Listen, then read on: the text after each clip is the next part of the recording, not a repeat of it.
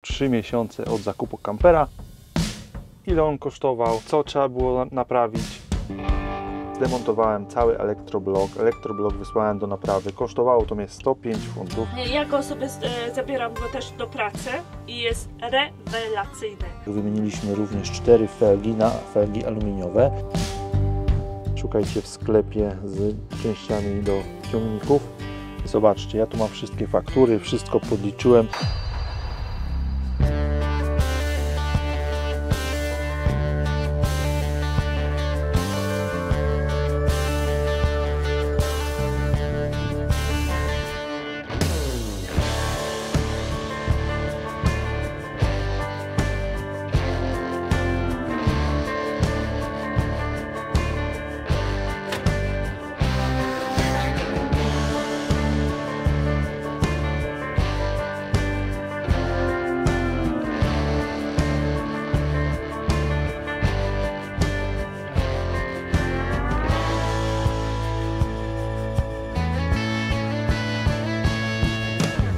Dzień dobry, witam wszystkich w nowym vlogu.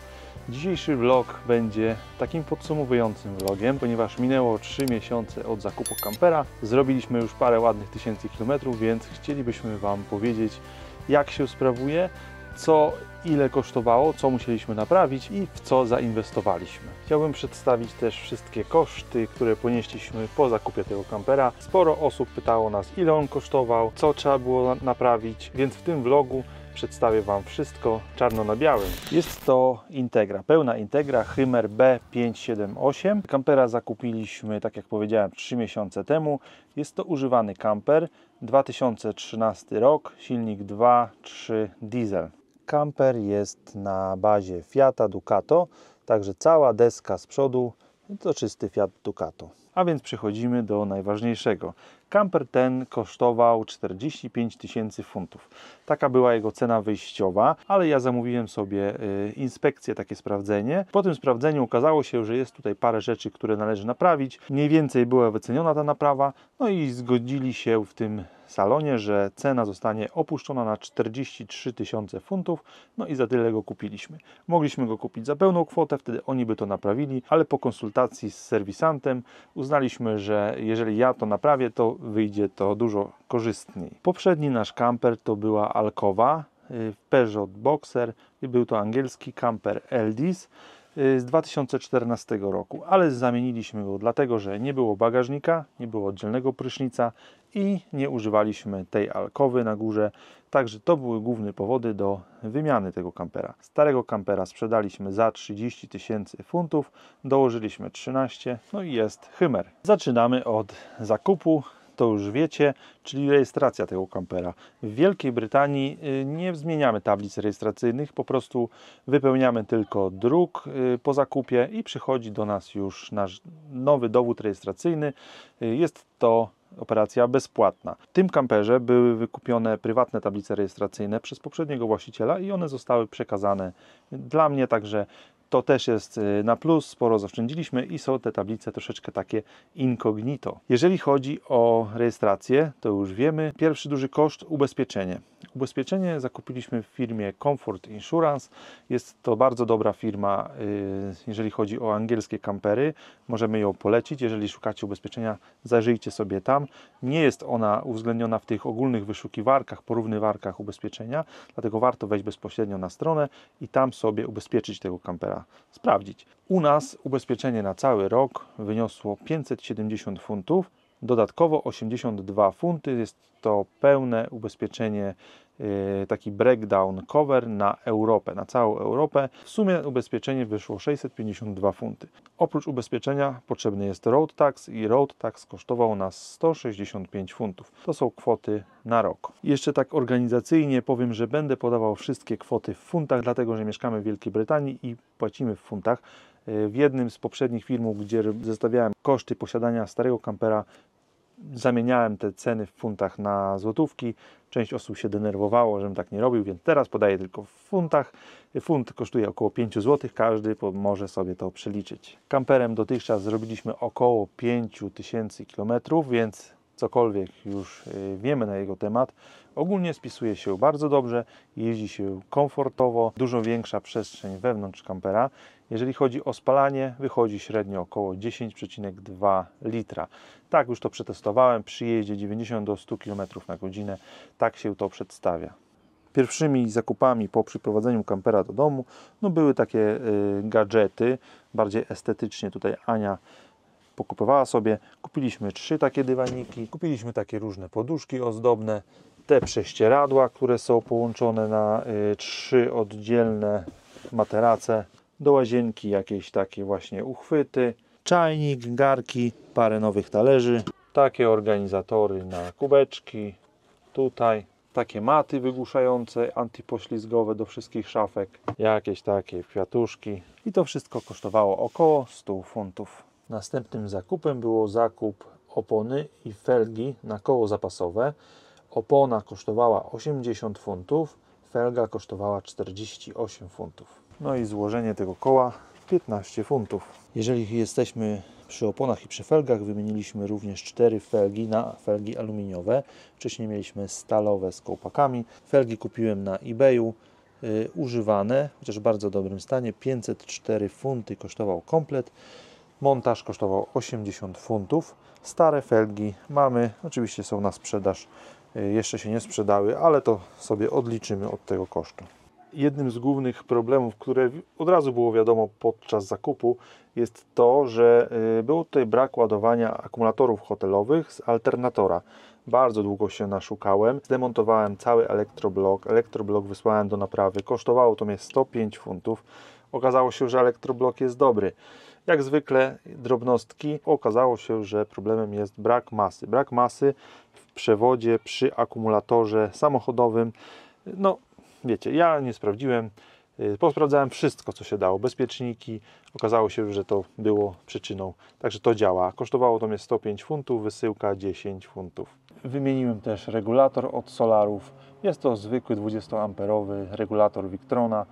Nie jest to MPPT, ale w przyszłości zmienimy. Na razie jest taki. Jest on podłączony do solara, który jest na dachu.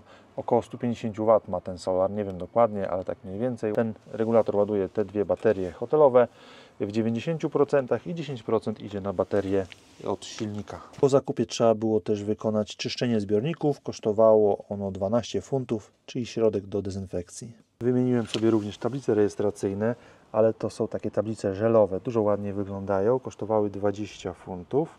No i trzeba było też wymienić te wszystkie gumowe wężyki od tych 3 wycieraczek. Cały taki wężyk kosztował 4 funty. Przechodzimy do systemu gazowego. W instalacji gazowej również trzeba było powymieniać niektóre elementy. Był to ten przewód, bo był on już stary. No i wymieniłem też reduktor, który też był już stary, ze względu na wiek trzeba było go wymienić, a zainwestowałem w trumę. W Anglii on kosztował 60 funtów, wężyk kosztował 14. Butla jest ze starego kampera, także tutaj już kosztów na razie nie wliczę. Kolejną rzeczą, która nie działała, kamera cofania. Kamera kupiona na eBayu kosztowała 49 funtów, wymieniłem sam. Ostatnimi dniami mamy w Anglii bardzo gorąco, upały po 30 stopni, także mówię Wam, klimat się zmienia. Co się dzieje? Dajcie znać, czy w Polsce też są takie temperatury. O, cześć. A nic, nagrywam odcinek właśnie. Cześć wszystkim, ładna pogoda. No cieplutko, ponad 30 stopni mamy dzisiaj. Może zrobimy lody pistacjowe, co? No, bardzo fajnie, chętnie bym zjadł. To idę po składniki i zaraz wracam. Od jakiegoś czasu używamy blendera Blendingo 3. Ja go sobie zabieram go też do pracy i jest rewelacyjny. Słuchajcie, koktajle, lody przeróżne, kawy mrożone można robić, gofry, można zabierać do samochodu i też jest fajne, bo macie USB i możecie właśnie zabierać do samochodu, do kampera, w domu możecie nawet. I nie wiem, nawet możecie iść w góry i sobie koktajl sobie mrożony albo kawę mrożoną sobie zrobić. Słuchajcie, do tego blendera macie taką fajną książkę z przepisami. Jest tu 70 różnych przepisów. Super, naprawdę. My już przetestowaliśmy trochę. Najbardziej smakują te koktajle, szczególnie w tą pogodę. Tutaj też jest taka dodatkowa osłona termiczna, w której bez problemu sobie możecie zapakować taki blender, zabrać na przykład do pracy. Przygotowujecie sobie w domu gotowe składniki, zabieracie zimne mleko czy zimne napoje, blendujecie i sobie spokojnie niesiecie do pracy. Trzyma temperaturę, czyli mrożona kawa. Etui i nakrętka są to akcesoria, które możecie dokupić sobie do swojego blendera. Nakrętka ma funkcję 2 w 1, możesz użyć jej do blendowania, jak i do picia. Jest w 100% szczelna, poręczna, wygodna w użytkowaniu. No i bardzo estetyczny wygląd. Następną fajną funkcją tego etui to jest to, że zabezpiecza cały blender przed czynnikami zewnętrznymi. Jest ono takie mięciutkie, więc super sprawa, chroni Wasz blender. Zamiast tej oryginalnej można wkręcić tą i bezpośrednio się napić z blendera. Także rewelacja. Następna zaleta blendera: działa aż do 25 razy na jednym ładowaniu. No a całego blendera ładujecie zwykłym kablem USB-C. Tak to wygląda. I tyle. To co?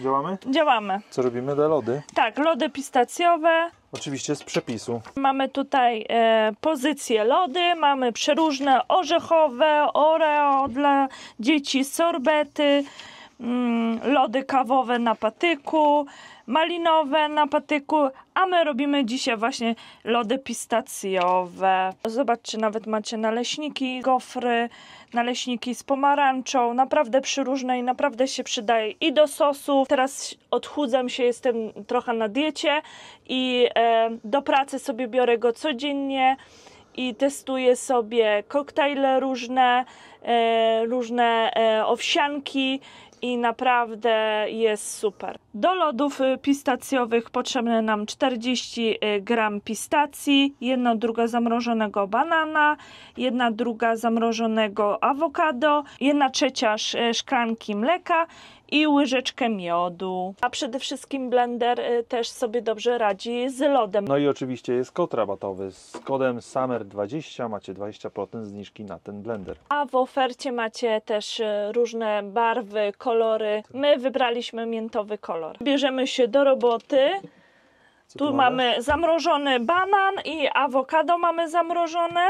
Wsypujemy tak 40 gram pistacji, zamrożonego banana, zamrożone awokado. O kurczę, się zamroziło. 1/3 szklanki mleka i łyżeczka miodu. Zakręcamy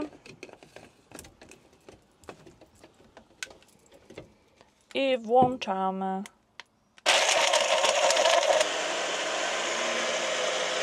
No i zobaczcie, jakie pyszne lody. Taka konsystencja. O, jakie to jest dobre. I następna zaleta: kropelka płynu, rach-ciach, napuszczamy wody. Uwielbiam tak szybko rach, zamykamy i myjemy. Wylewamy wodę i umyte. Tu myjemy, rach-ciach, no i umyte. Przyniosłam Ci loda. Dawaj. Wow, ale pychota. No, lody naprawdę pierwsza klasa. Idealne na taką pogodę. Ale dobra. Także jeżeli chcielibyście też zakupić taki blender Blendigo 3, link macie w opisie, a tutaj jest kod rabatowy. A co, ja biorę się dalej do roboty, do nagrywania odcinka. Do zobaczenia. Drugim problemem, o którym wiedziałem przy zakupie, byłem tego świadomy, była lodówka. Lodówka nie do końca nam ona działała, to znaczy włączała się, chłodziła troszeczkę słabo, ale myślałem, że może brudny palnik, przedmucham, ale niestety okazało się, że potrzeba było troszeczkę więcej czynności do wykonania. Też wszystko zrobiłem sam i mówię Wam już, co wymieniłem. Dla stałych naszych widzów pewnie już wiecie, że problemem był głównie ten palnik i dysza. Palnik kosztował 72 funty, dysza kosztowała 18,45 i jeszcze wymieniłem te dwie kostki. Jedna kosztowała 4,30, druga 3,40. Oczywiście ceny w funtach. Przechodzimy do części silnikowych. Jeżeli chodzi o serwis, czyli olej, filtry, zostało to wykonane przed zakupem już w cenie kampera. Także to nas nie obchodziło. Co nas obchodziło? Rozrząd. Rozrząd niedawno zmieniłem. Części zamówiłem na Autodoc. Kompletny rozrząd z pompą wody, z paskami klinowymi. Kosztował 260 funtów, a wymiana rozrządu kosztowała 280 i została ona wykonana przez znajomego mechanika. Swoją drogą nieźle się natrudził, żeby wymienić w tej Integrze rozrząd. Bardzo ciężki dostęp, także to niestety tyle kosztowało. Nie obyło się też bez wymiany uszczelki na tej kasecie. Ta uszczelka tutaj kosztowała 15 funtów, również ją sobie sam wymieniłem. Nie jest to skomplikowane, przekręca się tą pokrywkę, otwiera się, odkręca i tą uszczelkę sobie można wymienić. Przyczyna wymiany była taka, że po prostu przeciekało. Jak się wyciągnęło kasetę, niosło się ją, to stróżka tutaj sobie zawsze jakaś leciała. Zainstalowałem też tą rurę od zbiornika z szarą wodą, ale to były koszty rzędu 3-4 funtów. Zwykła plastikowa rura, która po prostu spasowała, a ktoś wcześniej, poprzedni właściciel ją całkowicie zdemontował i woda się wylewała prosto ze zbiornika. Tutaj jest taki otwór, dlatego że tutaj też w tym kamperze otwiera się wylewanie tej wody z garażu, z poziomu garażu, a dokładniej tym przełącznikiem. Nie obyło się też bez małych strat. Podczas pierwszego wyjazdu urwałem to lusterko. Udało się kupić używane, 1400 zł z Polski. Dodam, że takie nowe lustro z Chimera kosztowało prawie 2000 funtów. Ale lustro to było dodatkowym zdarzeniem, którego nie wliczam do kosztów związanych z zakupem kampera. Jeszcze taka ciekawostka. Tutaj mamy zbiornik na paliwo i oczywiście korek. W tym korku uszkodzona była uszczelka. Tą uszczelkę musiałem wymienić i zaraz Wam powiem, gdzie ją kupiłem, bo to będzie ciekawe. Taka gumowa uszczelka, która tutaj siedzi, dostałem ją w sklepie z częściami rolniczymi. Z korka paliwowego do ciągnika, z tego co pamiętam, Zetor chyba, idealnie ta uszczelka pasowała. Jak będziecie szukać, to szukajcie w sklepie z częściami do ciągników. No i takie metalowe korki właśnie idealnie pasują. Koszt 17 zł. Dodatkowym takim małym kosztem, który też poniosłem, no to są takie magnesiki, które zainstalowałem. Zobaczcie, tu i tu, dlatego że te klapki, część z tych klapek miała już wyrobiony ten zatrzask tutaj i one na wietrze się otwierały. Także idealne rozwiązanie na klej, takie małe magnesy o grubości 2 mm idealnie tutaj pasują. Magnesy kosztowały też 5 funtów. Pomalowałem też hak holowniczy, te już koszty są znikome, bo tylko farba, którą miałem. No i Sławek, znajomy, wydrukował mi na drukarce 3D taką fajną nakładkę na hak. Z zabezpieczeń, które zainstalowałem, kamera. Kamera kosztowała około 30 funtów. Zakupiłem też taki modem do kampera. Jest to TP-Link. Tutaj układamy sobie kartę, także jest cały czas internet, no Wi-Fi jest w kamperze non-stop. To też kosztowało około 30 funtów na eBayu. No i jeszcze przetwornica 3000 W, chińska przetwornica EDCO, jeżeli to się tak czyta, zakupiona na eBayu, 184 funty. Ostatnia rzecz z zabezpieczeń, czujnik czadu i czujnik dymu. 2 w jednym, na eBayu 25 funtów. Zobaczcie, ja tu mam wszystkie faktury, wszystko podliczyłem, no i tyle wyszło nam dodatkowo. 2919 funtów za wszystkie koszty, które dodatkowo ponieśliśmy jeszcze po zakupie tego kampera. Trzeba dodać, że dużo rzeczy mieliśmy już zakupionych, takie jak krzesła, stoły, grill. Tego nie wliczam. Jeżeli chodzi o różne węże, przewody wodne, tego też nie wliczam, bo to wszystko mieliśmy. Także widzicie, prawie 3000 funtów. Są to wszystkie dodatkowe koszty, łącznie z ubezpieczeniem, z przygotowaniem kampera do sezonu, z wymianą rozrządu, ale to wszystko jest po to, żeby tym kamperem teraz sobie spokojnie już jeździć. Nie planujemy sprzedawać tego kampera przez najbliższe kilka lat. Będziemy sobie nim podróżować. Bardzo nam się podoba, sprawdził się już na wyjazdach. Najlepsza jest ta przestrzeń z przodu. W ogóle wszystkie schowki, jakość wykonania to jest bez porównania do starego kampera, którego mieliśmy wcześniej. Także jesteśmy bardzo zadowoleni. A ja kończę tego vloga. Tak jak widzicie, tak to wszystko wygląda. Kamper to nie tylko cena zakupu, ale niestety dużo innych dodatkowych kosztów. No, a najgorsze jest to, że te koszty praktycznie nigdy się nie kończą, bo zawsze coś przy nim trzeba zrobić. Jeżeli macie jakieś pytania, piszcie w komentarzu. Ja żegnam się i do zobaczenia w następnym odcinku już z trasy. Cześć!